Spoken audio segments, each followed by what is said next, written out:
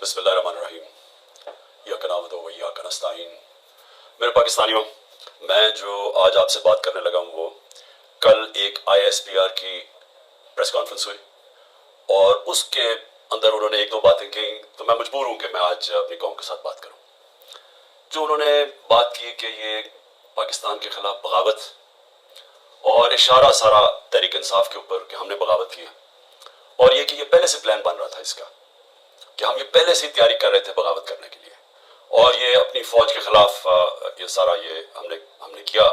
और जिस तरह की वो बात की गई, मुझे एक बड़ी तकलीफ हुई उसकी। तो मैंने कहा कि मैं आज अपनी कौम के सामने ज़रा दो तीन पॉइंट रखूं, क्योंकि जब ऐसी बात की जाती है तो इसका जवाब देना बड़ा ज़रूरी है। देखिए, अब ये मौक़िफ़ आ गया ISPR का और पाकिस्तान की इस्टेब्लिशमेंट का कि तहरीक इंसाफ ने बगावत की। अब ये दूसरा भी एक मौक़िफ़ है, ये हमारा भी मौक़िफ़ है, ये मेरा मौक़िफ़ है, मेरी पार्टी का मौक़िफ़ है कि हमारे खिलाफ पूरी कॉन्स्पिरेसी की गई, हमारी गवर्नमेंट गिराई गई, जबकि पाकिस्तान की तारीख में 2 सालों में, आखिरी हमारे 2 सालों में बेहतरीन माशियत ऊपर जा रही थी। आप अगर इकोनॉमिक इंडिकेटर्स देख लें और पाकिस्तान इकोनॉमिक सर्वे पढ़ लें, तो वो इनकी हुकूमत का भी पढ़ लें, जब इनके दौर में शाया हुआ है, तो आपको ये पता चलेगा कि 17 साल के बाद बेहतरीन इकोनॉमिक परफॉर्मेंस थी। और 17 साल पहले इसलिए थी कि अमेरिकी डॉलर्स आ रहे थे, हम अमेरिका की वॉर ऑन टेरर लड़ रहे थे। ये अमेरिकी डॉलर्स आने के बगैर बावजूद ये इकोनॉमी बढ़ रही थी, इंडस्ट्री बढ़ रही थी, रिकॉर्ड ग्रोथ हो रही थी, और इसके बावजूद के 2 साल कोरोना में सारी दुनिया में एक बहुत बड़ा जवाल आया हुआ था। उसके बावजूद अल्लाह का करम कि हमने अपनी माइशत को भी बचाया, हमने अपने लोगों को भी बचाया। दुनिया ने एक्नॉलेज किया कि पाकिस्तान ने जो कदम उठाए कोविड-19 में, वो दुनिया में मिसाल थे। एक अमेरिकी एक इकोनॉमिस्ट जो काम करता था डोनाल्ड ट्रंप पे, उसने कहा कि अगर अमेरिका पाकिस्तान की मिसाल ले लेता तो कितने 10 खरब डॉलर बचा सकता था। तो उस गवर्नमेंट को गिराया गया एक साजिश के तहत। तो ये हम कह रहे हैं कि मुल्क से गद्दारी हुई। उसके बाद 25 मई को हमारे साथ जो हुआ, किसी पॉलिटिकल पार्टी से ऐसा नहीं हुआ कि वो लॉन्ग मार्च कर रही है और 2-2 दिन पहले घरों में घुस के उठाए जा रहे हैं लोग। कितने हजार घरों में पुलिस घुसी रात के सुबह के 3 बजे। ये पहली दफा किसी पार्टी से ऐसे हुआ। 3 लॉन्ग मार्चेस मेरे खिलाफ हुई, बताएं एक भी FIR कटी? एक दफा हमने किसी को रोका? किसी के ऊपर टेयर गैसिंग हुई? और हमारे ऊपर पूरा एक अटैक आया, हमारे बुनियादी हकूक, फंडामेंटल राइट्स की वायलेशंस हुई, और हमारे ऊपर ही पर्चे कट गए। मैंने तब 25-26 की सुबह को अपने धरना कॉल ऑफ किया, क्योंकि मुझे पता था इंतशार की तरफ जा रहा है। जो पार्टी इलेक्शन चाहती है वो इंतशार तो नहीं चाहती। तो उसके बाद हमारे ऊपर ये नहीं हुआ कि सस्तियां कम हुई। जब हम 30 बाई इलेक्शन जीत गए 37 में से, बावजूद इसके कि पूरी एस्टेब्लिशमेंट की सपोर्ट थी ये 12 जमातों की, मेरे ऊपर कातलाना हमला हुआ, मुझे कत्ल करने की कोशिश की गई। मैं अपनी FIR नहीं कटवा सका। ये भी साजिश थी, क्योंकि वो ताकतवर लोग बैठे हुए थे, मैं कुछ नहीं कर सका। फिर जो JIT बनी, पंजाब की हमारी गवर्नमेंट थी, उसने जो चीजें सामने लेके आई, जब वो चीजें सामने आ रही थी कि 3 शूटर थे एक की बजाय, वो JIT को सबोटाज किया ताकतवर लोगों ने। साजिश थी, क्यों नहीं उन JIT को चलने दिया। उसके बाद हमारे ऊपर, मेरे घर पे हमला होता है। हम अश्योरिटी बॉन्ड जब दे रहा था मैं कि जनाब मैं वहां 18 मार्च को इस्लामाबाद के जुडिशल कॉम्प्लेक्स में जाऊंगा, कोई कानूनी जवाब नहीं था। मेरे घर पे 24 घंटे हमला किया, और वो श्योरिटी बॉन्ड भी ना ले पुलिस, क्योंकि उन्होंने मुझे अगवा करना था यहाँ से। यहाँ लोगों को जख्मी हुए, सारा दिन घर अंदर बैठ ना सके, 24 घंटे टेयर गैस कब्रों के अंदर। कभी किसी लीडर से ऐसे नहीं हुआ। 18 मार्च को फिर मेरे ऊपर एक कातलाना हमला होता है। अल्लाह का करम है कि मैं बच जाता हूँ। सारा वहां ऊपर ISI ने उसको टेक ओवर किया हुआ था, जो जुडिशल कॉम्प्लेक्स है। CCTV कैमरा इन्होंने बंद कर दिए। पूरी तैयारी थी कि इमरान खान को कत्ल करना था वहां। वो अल्लाह ने ऐसा करम किया कि वक्त में हम बाहर निकले, अगर अंदर चले जाते तो दरवाजा बंद हो जाता, तो खत्म था। वहां बचा मैं। उसके बाद अगले दिन यहाँ 2 दिन के बाद, 3 दिन के बाद इधर एक और मुर्तजा भुट्टो टाइप कत्ल करना था। वो मुझे पहले पता चल गया, मैंने TV पे चला गया, वो रुक गई बात। तो साजिश तो क्या हो रही थी? साजिश ये हो रही थी कि एक पार्टी जो जीतने जा रही थी इलेक्शन, उसको, पार्टी को खत्म करने के लिए लीडर को खत्म करना था।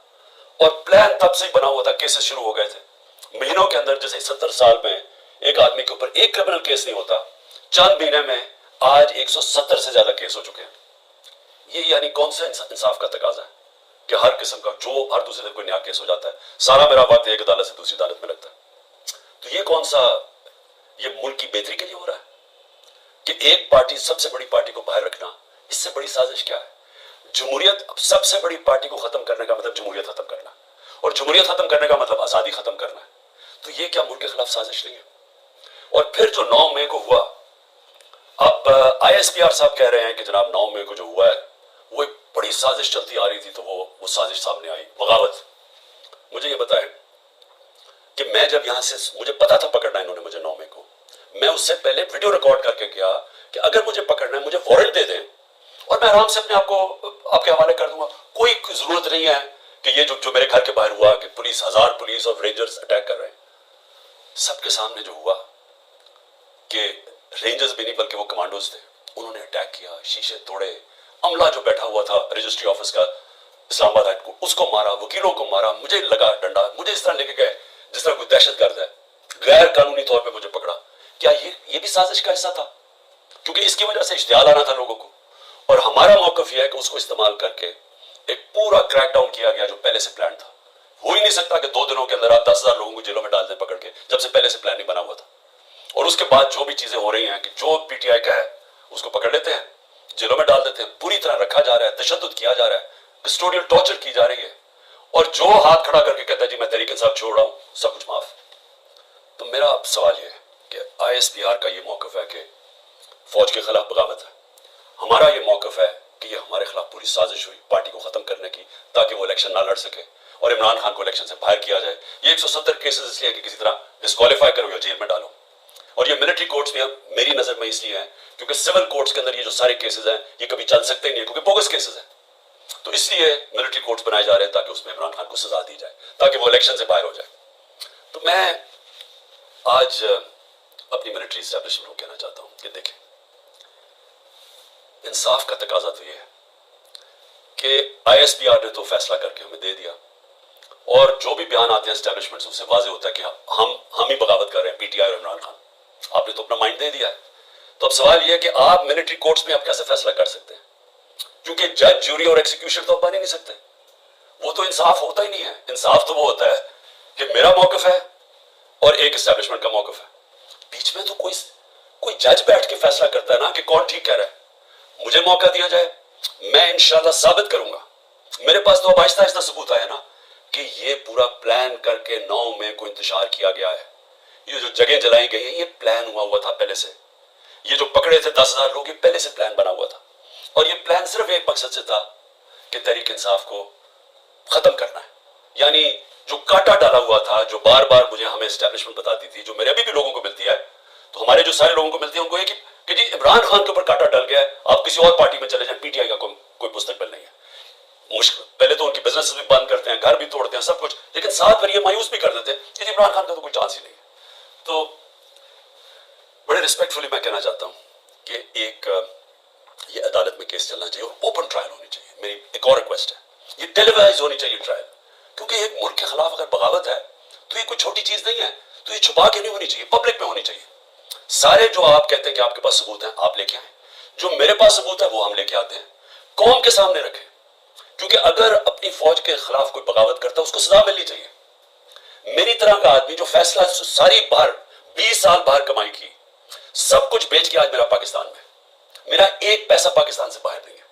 تو مجھے اگر غدار کہا جا رہا ہے تو مجھے موقع ملنا چاہیے اپنے آپ کو بے قصور ثابت کرنے کا پبلکلی. اور دوسری طرف جن لوگوں کو آج اوپر بٹھایا گیا ہے، جو سارے آج دبئی بیٹھے ہیں، پاکستان کے فیصلے دبئی میں ہو رہے ہیں. مجھے یہ آج بتا دیں کہ کبھی سنا ہے نریندر مودی جا کے کسی اور ملک کے اندر اپنے وزیروں کو بٹھا کے فیصلے کر رہا ہے؟ کبھی سنا ہے کہ برطانیہ کا پرائم منسٹر جا کے یورپ میں بیٹھا ہوا ہے یا یورپین پرائم منسٹر کہیں اور جا کے کر رہے ہیں؟ کبھی دنیا میں سنا ہے؟ یہ ملک سے مذاق کیا ہو رہا ہے کہ جن لوگوں کا اسٹیک ہی پاکستان میں نہیں ہے، ان کی دبئی میں بڑی بڑی پراپرٹیز ہیں، لندن میں بڑی پراپرٹیز ہیں. اور یہ مجھے کس نے بتایا ہے؟ یہ ہماری آئی ایس آئی نے ہمیں بتایا ہے. یہ نیب کے جو پہلے چیئرمین تھے جنرل امجد، انہوں نے مجھے آج سے 20 سال پہلے 23 سال پہلے پوری بریفنگ دی کہ ان کی کتنی پراپرٹیز ہیں ملک سے باہر. یہ سارا وقت ہمیں کدھر سے انفارمیشن آتی تھی؟ کیونکہ آئی ایس آئی کے پاس انفارمیشن ہوتی تھی، ادھر سے ہمیں انفارمیشن ملتی تھی کہ ان کی کتنی پراپرٹیز باہر ہیں، انہوں نے کتنا پیسہ کیا، فلانی ڈیل سے کتنا پیسہ کمایا. وہ لوگ جو آج اربوں ڈالر کی باہر پراپرٹیز لے کے بیٹھے ہیں، جن لوگوں میں ایک کہتا ہے کہ نواز شریف کہتا ہے کہ ہندوستان کو کہ جی یہ پاکستانی فوج دہشت گردی کر رہی ہے ڈان لیکس میں، دوسری طرف سے زرداری جا کے کہتا ہے امریکنوں کو کہ جی ایڈمرل مرل کو وہ حسین حقانی اس کا ایمبیسڈر کہتا ہے کہ ہمیں بچا لو پاکستانی فوج سے، امریکنوں کو کہتا ہے، وہ ٹھیک ہے جن کے اربوں ڈالر باہر پڑے ہیں اور جو آج سارے مل کے، یعنی پاکستان میں انہیں کوئی جگہ نہیں ملی میٹنگ کے لیے، وہ باہر بیٹھے ہوئے سارے، اور عمران خان جو سب کچھ اپنا چھوڑ کے بیچ کے آج پاکستان ہے وہ غدار بن گئے۔ مجھے یہ بتائیں، میں پرائم منسٹر 3.5 سال تھا، مجھے ایک بتائیں میں نے نجی دورہ کیا ہو، پرائیویٹ وزٹ کی ہو؟ میرے بچے انگلینڈ میں تھے، 2 دفعہ مجھے برطانیہ کے پرائم منسٹر نے آفر کی کہ لنڈن آؤ، میں کیوں نہیں گیا؟ کیونکہ میں جب کوئی باہر کا دورہ کرتا تھا پہلے میں دیکھتا تھا میرے ملک کو اس کا کیا فائدہ ہے، کیونکہ جب ایک پرائم منسٹر باہر دورہ کرتا ہے پاکستان کے ڈالر خرچ ہوتے ہیں، ہمارا پیسہ خرچ ہوتا ہے، ہمارا مقروض ملک ہے۔ میں تو اپنے بچے تک نہیں گیا، نواز شریف 22 دفعہ نجی دورے کیے اس نے لنڈن کے جب وہ پرائم منسٹر تھا، آصف زرداری 50 دفعہ دبئی گیا جب وہ پریزیڈنٹ تھا، اور ملکوں کے علاوہ۔ تو آج مجھے تکلیف یہ ہے کہ یہ جو لوگ اوپر مسلط کیے ہیں، جو دبئی بیٹھ کے پاکستان کے فیصلے کر رہے ہیں، یہ محب وطن ہیں، اور میں اور میری جماعت ان کو غدار کہا جا رہا ہے۔ اس لیے اس کی اوپن ٹرائل کریں، یہ بیٹھے اس کو ٹی وی کے اوپر یہ ٹرائل ہے، مجھے موقع ملے بتانے کا قوم کو کہ ہمارے سے ہوا کیا کیا ہے، میرے سے کس طرح غداری کی گئی ہے، کس طرح میرے سے جھوٹ بولے گئے ہیں، کس طرح کمر میں چاقو مارا گیا ہے، اور آج پاکستان کو گھٹنے پہ پہنچا دیا ہے۔ آج ہم معاشی طور پہ بھی اس جگہ پہ پہنچ گئے ہیں کہ نریندر مودی کہتا ہے کہ اس کو پاکستان کو چھوڑ دو، یہ اپنے بوجھ میں کر رہا ہے۔ آج یہ سٹیٹمنٹ آئی ہے، 14 مہینے پہلے اس طرح کی کسی کو سٹیٹمنٹ آئی تھی؟ ذرا صرف دیکھ لیں کہ پاکستان کا وقار کدھر تھا اور آج کدھر ہے پاکستان۔ جتنی انہوں نے خدمت کی امریکہ کی، یہ فورن منسٹر نے اچھی اچھی انگریزی بول کے اور پتہ نہیں اربوں روپے کے دورے کر کے، اور اوپر سے شہباز شریف سارا وقت دورے کر رہا ہے باہر۔ جو جوائنٹ سٹیٹمنٹ آئی امریکہ کی اور ہندوستان کی نریندر مودی کے دورے پہ، ہمیں ہماری خطرے کی گھنٹی بجنی چاہیے۔ کبھی بائی لیٹرل میٹنگ میں وہ تیسرے ملک کو برا بھلا نہیں کہتے، انہوں نے نام لے کے کہا کہ پاکستانی دہشت گردی کر رہا ہے۔ مطلب یہ کہ کشمیر کی جو ساری وہ جو بیچارے اتنی دیر سے اپنی آزادی کی جنگ لڑ رہے ہیں، وہ پاکستان دہشت گردی کر کے لڑ رہا ہے، وہ آزادی کی جنگ نہیں ہے۔ یہ اتنا برا ہمارے اوپر انہوں نے، جو اب میں کیا کہوں کہ جس طرح کا انہوں نے پاکستان کے اوپر تماچا مارا ہے، اور یہاں سے کوئی جواب نہیں آئے گا کیونکہ ان کے پیسے باہر پڑے ہیں اور ان کو پتہ ہے ان کے پیسے باہر پڑے ہیں، یہ کبھی نہیں بولیں گے۔ لیکن مجھے اس سے زیادہ خطرہ ہے، اور میں اس لیے بھی اپنی اسٹیبلشمنٹ کو پیغام دینا چاہتا ہوں کہ دیکھیں، میں ایک تاریخ کا طالب علم ہوں، یہ جو انڈیا کا اور اب امریکہ کا جو جوائنٹ ڈیکلریشن آئی ہے اور جو سمجھوتا ہوا ہے ڈیفنس میں، نیوکلیئر میں، آرٹیفیشل انٹیلیجنس ٹیکنالوجی میں، یہ اب پاکستان میں بہت آگے ہمارے معاشی حالات بالکل ہی جدھر پہنچ گئے ہیں، اس سے ایک امبیلنس پیدا ہو گیا ہے۔ آج ہندوستان جس طرح نریندر مودی نے تکبر میں باتیں کی ہیں، آج وہ ہمارے سے اپنے آپ کو بہت طاقتور اب سمجھتے ہیں، اور جب انہوں نے کہا نا کہ اپنے بوجھ میں گر رہا ہے، وہ اپنے بوجھ میں گرنے نہیں دیں گے، وہ گرائیں گے۔ ہمیشہ جنگیں تب لڑی جاتی ہیں جب ایک فریق سمجھتا ہے کہ وہ دوسرے سے بہت زیادہ طاقتور ہے۔ روس جب یوکرین میں گیا تو یوکرین کا نیوکلیئر پروگرام ختم ہو چکا تھا اور روس سمجھتا تھا ان سے بہت بڑا طاقتور ہے۔ امریکہ عراق میں اور افغانستان میں اس لیے گیا کہ وہ بہت طاقتور تھا ان سے۔ تو جب ہندوستان یہ سمجھنا شروع ہو گیا کہ وہ پاکستان سے بڑا طاقتور ہے، ہماری خطرے کی گھنٹی بجنی چاہیے، ملک کو متحد ہونا چاہیے، ملک کو آزاد رکھنے کے لیے قوم کو اکٹھا ہونا چاہیے۔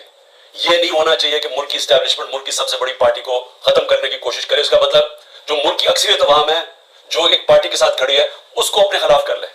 یہ ملک کو نقصان ہے، ہماری پھر سے اکانومی بیٹھ چکی ہے، ان کے پاس کوئی حل نہیں ہے۔ جو جس طرف ہم جا رہے ہیں، جو یہ کوشش کرنے جا رہے ہیں کہ کھچڑی پک جائے پولیٹیکل انجینئرنگ سے، وہ اور ملک کمزور ہونے والا ہے۔ میں اس لیے پھر سے کہتا ہوں کہ آخر میں اپنے جو فیصلہ کرنے والے لوگ ہیں، جو طاقتور لوگ ہیں، اس وقت پاکستان کو ایک ہی راستہ ہے، صاف اور شفاف الیکشن۔ لوگوں کو امید صرف تب آئے گی، امید ختم ہو چکی ہے۔ نوجوان جو چھوڑ کے ملک کو جا رہے ہیں، پروفیشنلز جو ملک کو چھوڑ کے جا رہے ہیں، جو غریب لوگ کشتیوں میں ڈوب رہے ہیں باہر ملک سے نکلنے کے لیے، ان کو امید چاہیے، اور کسی چیز سے امید نہیں آنے لگی سوائے ایک چیز سے، صاف اور شفاف الیکشن۔ پاکستان پائندہ باد۔